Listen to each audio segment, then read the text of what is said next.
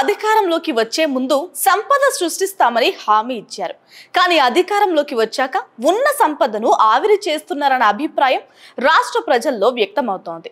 వైజాగ్ లో టీసీఎస్ కు 21.16 ఎకరాలు కేవలం 20 రూపాయలకి, వుర్సా అనే సంస్థకు 60 ఎకరాలు 59 రూపాయలకి కేటాయించడంపై ప్రతిపక్షాలు దుమ్మెత్తిపోస్తున్నాయి. ఇది భూముల దోపిడీ కాదా అంటూ ప్రశ్నిస్తున్నాయి. అయితే భూ కేటాయింపులపై వైసీపీ అధినేత వైఎస్ జగన్ చేసిన విమర్శలు, కౌంటర్లు, సెటైర్లు తీవ్ర చర్చనీయాంశంగా మారింది.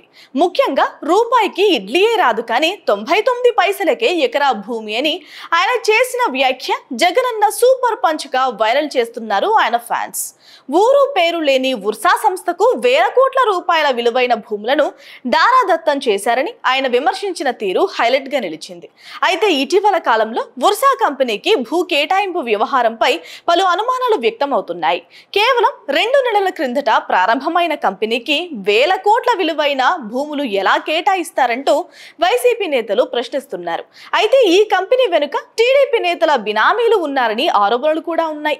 మొత్తం వ్యవహారంపై సమగ్ర విచారణ జరిపించాలని వైసీపీతో పాటు సిపిఐ, సిపిఎం వంటి పార్టీలు కూడా డిమాండ్ చేస్తున్నాయి. మొత్తానికి జగన్ చేసిన ఈ సూపర్ పంచ్ డైలాగ్స్ రాజకీయ వర్గాల్లో పెను దుమారం రేపుతున్నాయి.